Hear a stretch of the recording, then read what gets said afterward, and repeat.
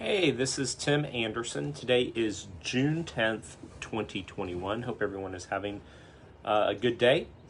I wanted to talk a little bit about something that I've talked a lot about previously and up before the primary election, and that is campaign finance issues in Virginia.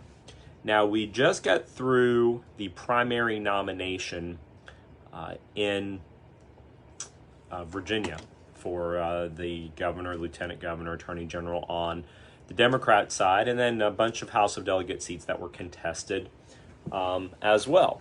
And as you know, and if you all are following my page, you know that I was one of those candidates that was on the Republican side. Well, in today's paper, there's a little write-up here about my story, which is great. But what I'm more interested in is the story that's right above me, about this guy named Nadarius Clark. Now, it's a very interesting story, and the story captured my attention mostly because his story was right above mine. And that's how I got into this, and I started looking at this candidate. And I want to talk to you about this because it's very interesting case study and why we are desperately in need of some significant campaign finance reform in Virginia.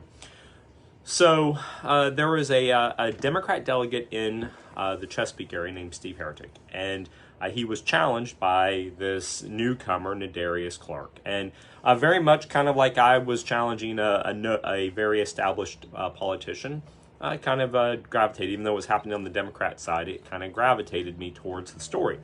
But as I started looking at this, I just want to show you the campaign finance report. Now, before I show you this, in my race, we raised about $85,000, and we raised that by mostly people donating $100 or $50 or no more than $1,000. Now, we did take one donation for $1,500 from Glenn Youngkin's PAC, but other than that, we didn't take any other money.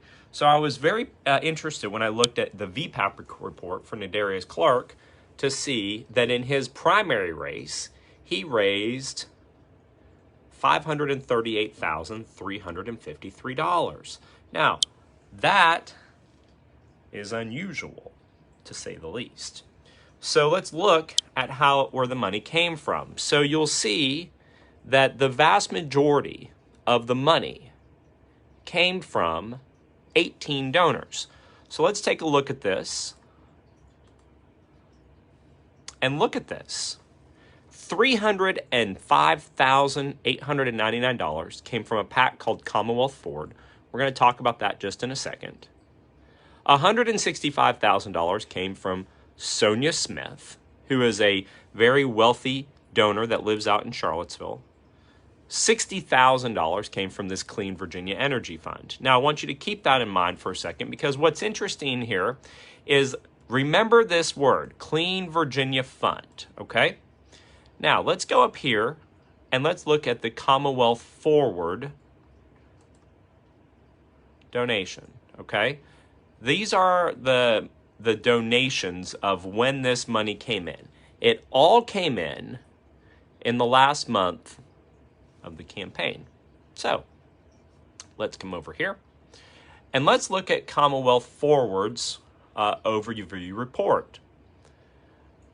They got $925,000 from the Clean Virginia Fund. And look at this. All of this money came in the last week. Now, from the Commonwealth Forward, right here, campaign, all of this money came in the last month of the primary season. And it came from the Clean Virginia Fund. Now, when you look back here at Nadarius Clark's report, you'll see, again, the Clean Virginia Fund. So, if the Clean Virginia Fund was giving money to Nadarius Clark, why did they have to send it through the Commonwealth Forward PAC? Interesting, don't you think?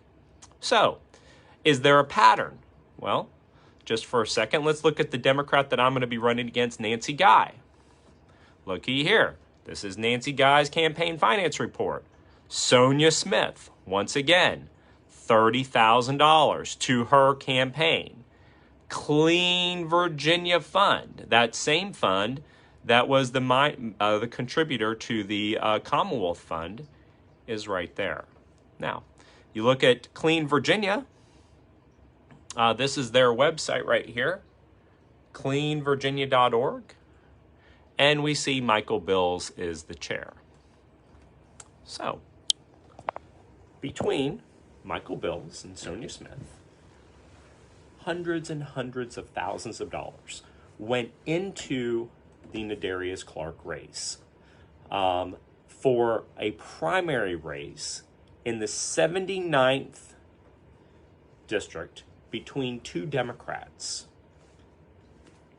Are you seeing where I'm going here? What is happening in Virginia is that there are some extremely wealthy people that are buying elections. Now, was there anything wrong with Steve Heretic? The only real thing about Steve Heretic that was bad is that he was a moderate. Most people liked him, from what I understand, in the General Assembly. And the left cannot have somebody who's more in the middle. They need somebody who is far, far, far to the left.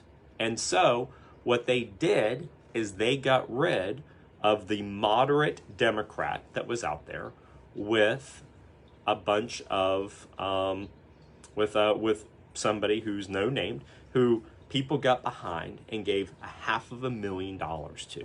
Now look, let me just show you my campaign finance report. Here's me. Here's my report. We raised $41,000 from 283 different people, and we raised $32,000 from 1,239 people. And when you look at my report, you know what you don't see? You don't see anybody who gave anything from a PAC. And that's where we are in Virginia. I was able to win my primary election with $80,000, and I still think that's insane. I can't believe we spent that much money to do that, because but I understand how it happened. We had a lot of people working, and we had to pay for mail. I understand how that happened, but I can't imagine that you would need $500,000 to run a primary, and you would spend all of that in the last month of the campaign. So this is why we need campaign finance reform. Politicians are being selected by super wealthy people to run against, to accomplish a mission. They're out of nowhere, and these big money people are buying their way into it, and the voters are getting flooded with television and advertising and radio, and they eventually build enough rapport that somebody gets out and votes for the person. We've got to put a stop to it, Virginia. There's just no ifs, ands, or buts about it.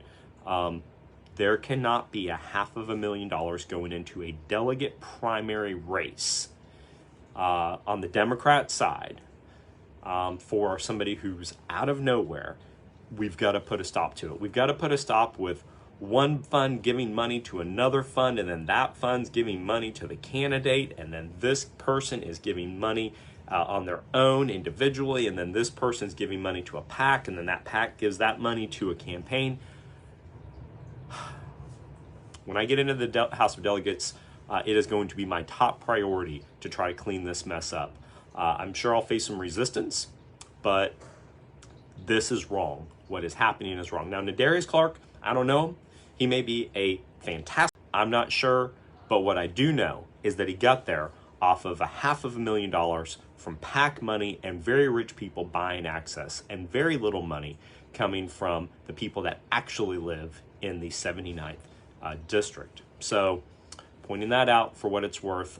Please take a look at this. I'll put some of the links up here at the top of the page so that you can see it for yourself. It's shocking. Have a good day.